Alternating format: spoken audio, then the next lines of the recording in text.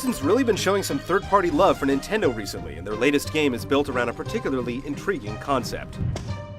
Rooms, the main building, is a unique puzzle game that provides interesting challenges, but clumsy controls and poor visuals put a damper on the experience.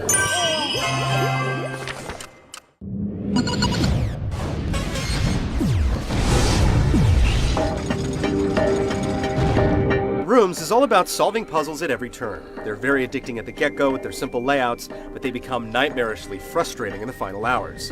What's clever about these puzzles is that they're constantly evolving, every so often throwing new mechanics and tools at you. Beware the rare occasions where you feel complacent.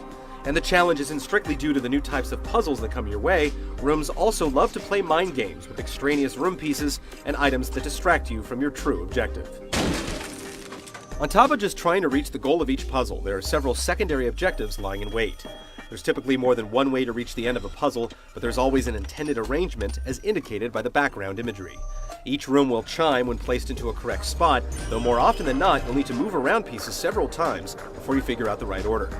Even after reaching the goal, you'll often be inclined to rearrange your solution in hopes of landing a better ranking. And that's where yet another layer of complexity comes in. The game constantly baits you into passing on a successful completion in hopes of earning a better ranking, but the gamble comes with a high risk, as many levels contain death traps and no-win situations easily triggered by a single wrong move. They can be obvious in the earlier stages, but generally they're hard to spot, making them that much more frustrating. To lessen the blow, there's always an option to restart at any time, and hints are readily available for those who need them. Aside from the story mode, packed with 80 stages, you'll have the option to replay through each level with a time limit in challenge mode, go head-to-head locally with a friend in a randomly generated puzzle in battle mode, and create and share your own puzzles with a custom level editor.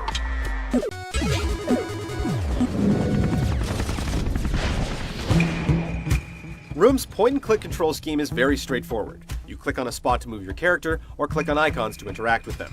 Though it may be simple enough, the controls still manage to falter on occasion. The issue is that it's just too easy to inadvertently click icons and perform a wrong action, especially when icons are in close proximity or layered on top of each other. This is mostly just an inconvenience and easily corrected, but there are the times when these errors prove costly. Instead of just focusing on solving puzzles, you'll have to be wary of the controller as well. The issue could have easily been avoided with just a few simple tweaks, which makes this misstep all the more puzzling.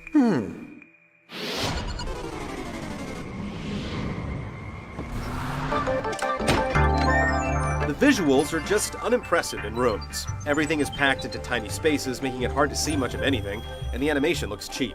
But the biggest issue is that the visuals can actually trip up the experience. Some rooms can get a bit cluttered, making it hard to click what you want. The soundtrack is just as forgettable, but at least it doesn't get in your way.